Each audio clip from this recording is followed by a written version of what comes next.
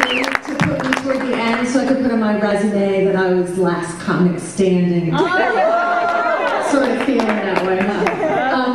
Anyway, I was really nervous because being around so many humor writers and in honor of Erma, there was a lot of pressure, and I said to my husband, what if I get up there and they hate me? And he said, don't worry, they'll love you. Just sit back and think of them all as your friends. So I'm like, oh great, so they'll laugh and then go home and talk about me. And then I got really starstruck here, you know, meeting all these famous writers, and this is honestly the truth. I saw Bruce Cameron, I grabbed his book, I paid for it, which was good because I was so starstruck. I gave him the book and I said, here, my son is a film student at NYU, could you just sign this and say I'm really funny? And he's a really good, and he said, you want me to sign this book for your son? And I said, yes. And then I just got back to the table and looked at it and so excited how he told my son that I'm hilarious, but the book was How to Remodel a Man. So anyway, I am a clinical psychologist, and people think when you're a clinical psychologist that you should have your act together because you have training. And I'm here to tell you that's really not true because I'm very neurotic, insecure, and not exactly the model mother or the model partner. And in fact, I don't know about you guys, but I find marriage to be incredibly difficult. And one of the reasons it's difficult is because you often have different customs than your husband. When I married my husband, I converted to Judaism. And unfortunately, he doesn't have a British accent, so it's even harder to take. But anyway, I converted to Judaism, and I am a former Protestant Jewish mother. I make my children feel guilty, then beg for forgiveness. I served gefilte fish with tartar sauce. And I once blew out the candles of the menorah. There were presents, I got confused. But I've learned something. I learned that matzo balls are very easy to make, but never try to spice them up by putting them in spaghetti. Especially during Passover, it's not a good mother-in-law trick. And I'm sick and tired of mental health professionals acting as if their life is all perfect because we scream at our kids like everyone else. I don't believe in hitting though. Hitting is damaging because acrylic nails are not that durable. And, you know, you can be the best parent in the world, but your kid doesn't necessarily turn out the way you want him to turn out.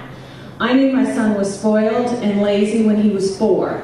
Instead of making me a macaroni necklace for Mother's Day, he asked his preschool teacher to pick me up a gift certificate at Olive Garden. I learned about parenting from the 3 T's, textbooks, training, and television. And I think there is a lot of good parenting you can learn from TV, and I'm not talking about those 70s Brady Bunch, We're All So Happy. I'm talking about current television shows that really illustrate a no-nonsense approach to problem solving, like 24. Because for me, Jack Bauer is my parental role model. And that's, don't you love 24? Jack Bauer never repeats himself more than once. Show me the bomb. Show me the bomb! And he gets what he wants. Do not make me use this gun. Do not make me use this gun! So when I use the Jack Bauer approach, I found that it's very effective in getting my kids to do what they want when I need them to do. Do your homework. Do not make me use this gun! It works every single time. Now, I'm going to try to be really fast, because I told people I would buy them drinks if they stayed till the end, so a few more can leave, because we don't have that much money, because things are rough in my house right now. My youngest son is a junior in high school, and we're going through that whole college application thing, and how many people have been through it? Oh. It's like crazy, isn't it? Yes. And the parents are the craziest. last week, 3 mothers approached me 3 different days with the same question. Where are you applying? Where am I applying? I'm applying for a second job to pay for this. Where are you applying? And they are obsessed about getting their kids in. They're so obsessed that they will spend all their money on getting their kids in and forget about the tuition. Now, I personally, though, am not worried about paying for the tuition because I have a lot of money. I invented the SAT Barbie. SAT Barbie comes with flashcards and a bad attitude. Her dream house is in lockdown until she raises her math score. And the pink Jeep goes nowhere unless it's to a Kaplan class. And high school was wicked, and it's so hard to be popular. I grew up in Connecticut, so it was next to impossible. I was in the band. My dad was a local cop, and even though I had the highly coveted Dorothy Hamill haircut, it didn't really work.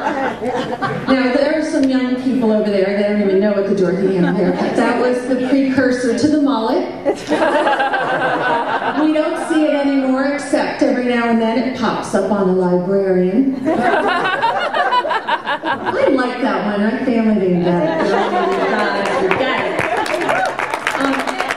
Anyway, so I didn't know the formula for popularity then, but I know it now because I'm older, wiser, I'm a clinical psychologist. The formula for popularity, write this down if you weren't, popular. Okay, is high self-esteem, bubbling personality, and relocation. Because if you move away, trust me, you can be anything you want to be. In Pittsburgh, I'm a former cheerleader, prom queen, and liar. And it's really funny because it's much better, I found out, to be a former cheerleader because cheerleaders have to be perky and coordinated. Former cheerleaders, they just have to be loud. And it helps if you can spell and clap. And the other day, well, high school is rough, and the other day I was asked to do stand-up for my high school reunion. So I headlined for 200 former classmates. And my 17-year-old said, "You are insane because that's comedy suicide." And I said, "What do you mean?" He goes, "Well, you're going to be getting up in front of all of these people, and everyone knows when you go to a high school reunion, you revert back to your former superficial self." So, of course, I didn't listen to a thing my kids say. And I did stand up. And he said, "You're going to get up there, these people are going to judge you, you are going to panic and pass out." And he was wrong. I didn't pass out from panicking. I passed out from my Spanx bodysuit. And I got some advice for you. I wasn't trying to revert back to my former self, I was trying to revert back to my former size. And if reverting back to your former self involves shoving your entire body into a sausage casing, it's highly recommended that you bring an oxygen tank and a personal assistant if you plan to use the restroom. Okay, I have one more thing to say because I don't want to leave here with all of you thinking that I have totally wasted my PhD, because my mother already sort of thinks that. I am in the process of solving 3 of the biggest mysteries in our society today. I'm searching because I think there could be one man, one husband out there who can go to the grocery store with a list and bring back the items without phoning home for guidance. I haven't met him yet. Number 2, I want to know why God gave us hot flashes at exactly the same time you have no business wearing a tank top. And number 3, maybe your husband Simon could tell us, but why does American Idol ask the contestant who just got kicked off to sing the same song when America said stop? Good night. Nancy Mark, everybody, I hear you.